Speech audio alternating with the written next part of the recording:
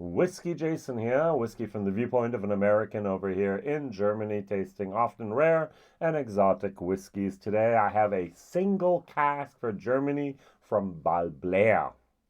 Cask number 465, 49.9% ABV. Is it cask strength? No mention. There is a mention of natural color and non-chilled filtering. Yay. So this is Whiskybase number 225224. Vintage 2006, and it was bottled in 2022. So, as I said, a German exclusive, 174 bottles. That's not that many. If you do the math, 174 times 0.7, we get 121 liters, which really isn't that much, even after 16 years. There should be a little bit more in those casks there. The box is fairly environmentally friendly, all just cardboard. You have this nice little opening. You have this nice little hole here for the cap here, and everything fits in and doesn't actually move around anything. So the way the new higher class cartons, the boxes should be. So many times now, many distilleries in the future will not have any type of boxes at all, and so this is at least a good alternative. On the back, they talk a tiny little bit. They give a little bit about distillery, about being so remote and so on, and they have some tasting notes. I'll look at that in a second. All right. So I do find it a little bit of a shame that I don't have much information to talk about Balblair. Even we go to my favorite place in the world, let's go for our Malt Whiskey Yearbook 2023. Talks a little bit about the history here. It does talk about the gift center that's been open for 10 years last year. It does talk about it being the fourth oldest distillery. But then it just talks about 18 something or others. Yeah, not that much information really to be given there. It does mention that in 2021, basically in the middle of the pandemic, Inverhouse Distillers Limited, that's the parent organization, has decided to go from 5-day to a 7-day shift program, so that they're actually going to be almost at capacity. They could do 1.5 million liters a max. They only have one pair of stills, but now they have about 1.3 million. If I go to Wikipedia and take a look at there, they do talk a little bit about the distillery being sold to Hiram Walker in the 1970s. That's later on became Allied Distillers. And 1996, the distillery was closed, and then it was sold to Inverhouse Distillers. And in May of 1997, the distillery was reopened. So one wash still with 19,000, about approximately liters, and one spirit still with approximately 11,000 liters. So, all right, very interesting.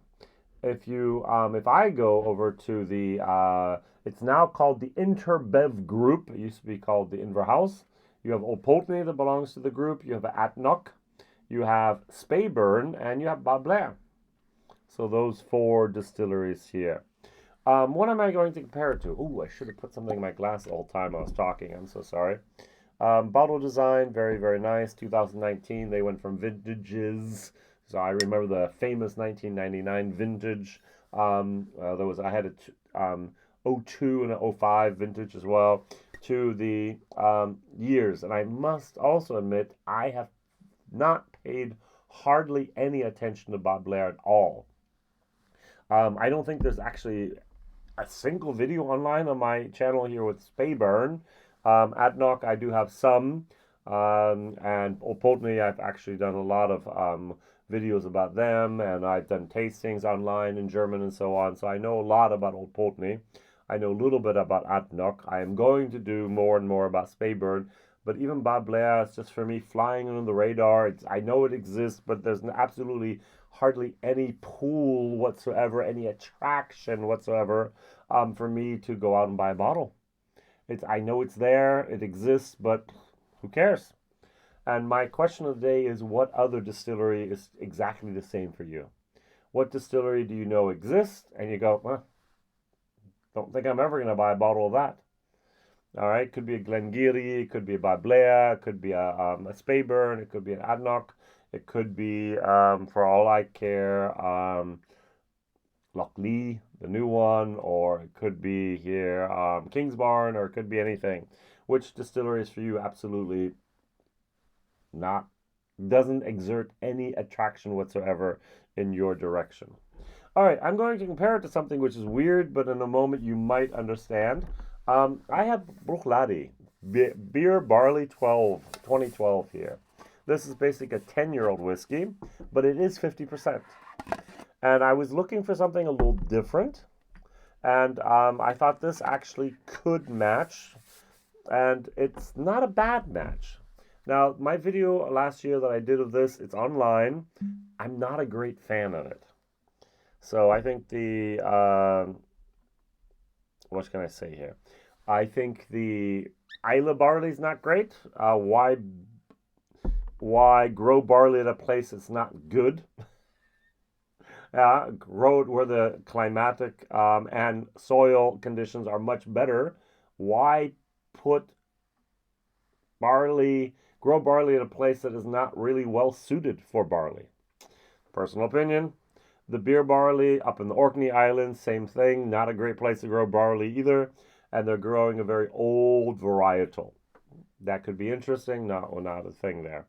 I just think some of the standard Bruichladdich with Scottish barley from other parts of Scotland just tastes better than these do. Is this a bourbon cask? Is there any information whatsoever anywhere about that? No. I think that's one thing that's a shame, the transparency. I know the number of bottles, I know the vintage, I know the year it was bottled, I know the ABV, and that's it. I don't know if this was a refilled sherry cask. I don't know if it was maybe even port, or if it was a second fill ex-bourbon, American oak. What was it? For a single cask, I would normally expect a little bit more information, to be honest. But no, didn't give it to me. All right, if we nose it here, we do have something that is interesting. I really like this nose. Sweet. Almost powder sugar sweet. There's a very, very light, bright grape moment. Not red grapes, white grapes going on here. I get a little bit of a flower moment, almost like rose petals. And a tiny little bit of a like star fruit. I don't know if you ever had a star fruit before, but I'm getting star fruit here. On the official tasting notes, it says fresh floral notes. Wow, rose petals, got that one. Of honey, buttered toffee, apples, and vanilla balanced with deliciously spiced tropical fruits. Okay, why not? Yep. Beer barley, B-E-R-E. Okay, it's darker. It's less sweet. There's more acidity. But it also has more depth and more character. This seems to be simple, less complex. This has more depth and complexity. I think I could actually pull out over time much, much more here than going on here. So age is not everything, price is not everything. 128 euros over here in Germany, which I think is way too much, especially since it's no mention whatsoever of cask strength. 174 bottles. What happened to the rest? Was it a leaky cask? Was it right by the window and it all evaporated? What was going on with this one? And for me, as someone who lives in Germany, one of my questions is, who picked it? Did they pick it in Scotland, say here, Germans? At least it's no sulfur, no sulfites. That's very, very good. It does smell like a bourbon barrel. It does not smell like a first fill bourbon barrel. It smells like a second fill bourbon barrel. All right. That is great nose. Nose C++, B-. All right. All right. Cheers. Mm. Mm. Mm. I haven't done that one out. So I did my hand movement, and this shows how much heat is involved. There's too much heat in this for a 16-year-old whiskey. If you would have said it's 6, maybe even 8, I would have went, well, maybe. There's something wasn't right with this cask, in my opinion. All right, as in it was very inactive. As in, I'm not even sure it's a second fill bourbon. It could have been a third fill bourbon. Now it is natural color, so you did get all that color from the cask, which is good. It could have been a rejuvenated cask for all we know. Uh, we really, really, I really, really don't know what's going on here. Um, there's a bitterness of the wood that I don't like. There is a lot of honey. There is a sweetness going on here. And I'm going to go back to my star fruit, and I'm going to go back to my barley goodness. Now, let's read what they write down here. Oh, and I know what they wrote down, but I forgot. I don't get it at the beginning. I need to add water to get what they say. They say here, candied citrus fruit. I've never had a candied star fruit, but it could be. With smooth licorice layered with an earthy wood note. Now, for me, it was a bitter wood note. For them, it's an earthy wood note. And I do not get the licorice. But take some water. Take it down from the 49.9% almost down to the 40%. And what is very interesting is the licorice appears. Now, I'm not a great fan of licorice, and licorice in Europe is often different than licorice in America. You're thinking of maybe those Twizzlers, the red and the black licorice. Think of black and think very, very intensive. Think a little bit like a Turkish licorice or a Scandinavian licorice. They're very, very, very, very, very intense, yeah, is what the licorice that we have here, which I get also here a little bit now.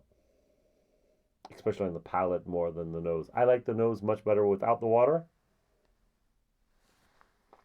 Mm.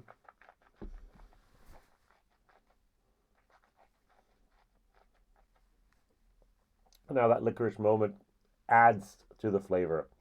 The earthiness, the licorice, it's still a bitter moment. The sweetness of the nose is gone, unfortunately. This is for me a C minus whiskey. It really doesn't do it for me. It's a shame. You pay extra money for a single cask, and it's like, it's going to be great, it's going to be special, it's going to be exceptional. And it's worse than many of the standard core range. Why? That was my question. Who picked this out? Why is this the German exclusive? Why does it appear to me that the single cask is much worse than the standard core range? Makes absolutely no sense whatsoever to me. All right, one last thing that they write here is that it is a Finnish medium, finished with lingering citrus, sweet honey, and a warming oak spiciness. All right, good. Blah, blah. 128 euros. D. Value for money. No. So C minus for taste, value for money, 128. I don't think that many people are going to buy this, open it, share it with friends, and go out and buy a second one. I think many people will go, oh, Balblair is one of my secret weapons that I like, and they're my secret distilleries I don't talk about very much, and then I'll buy this bottle, and they're saying, well, hit and miss. Yeah, so swing and a miss is what I'm going to say for this. Talking about a swing and a miss, this is also very, very unique for me.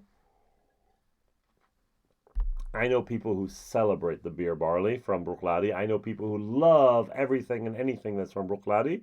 Now, I'm not sure if they would love it if it was a blind tasting, but as soon as they know it's from Bruichladdich, they can do no wrong, in their opinion.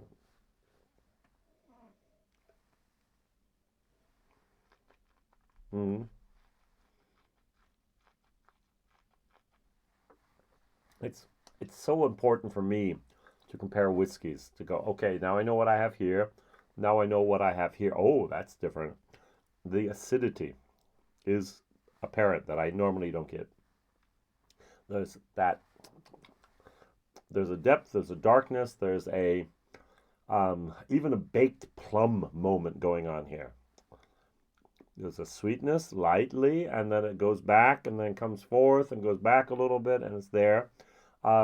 This is a whiskey that I could spend much more time with and discover more and more things. Here, it's like, well, okay, nah.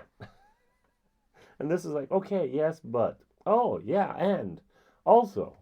But, however, and then there's a little contradictions going on here. There's complexity, there's depth, there's variety, which is exactly what we want. Here, it just kind of drops off a little bit, and it's not what I want. So, my question of the day again is, what is the distillery that absolutely is flying under the radar for you and that you have so far ignored, either consciously or subconsciously? For me, one of the bad distilleries is Balblair, unfortunately. All right, so, or the better question is, if you are a big fan of Balblair, which Balblair should I go out and buy next? Is it going to be the 12? Is it going to be the 15? Is it going to be the 18? Is it a special release that I should know about? Single Cask for Germany. Should have been great, right? C-, D for value for money. Thank you very much for watching, liking, subscribing, even telling others about this crazy guy over here in Germany. Often tasting rare and exotic whiskeys. One of 174 bottles for Germany exclusive. That's the way things are over here sometimes. See you. Bye-bye.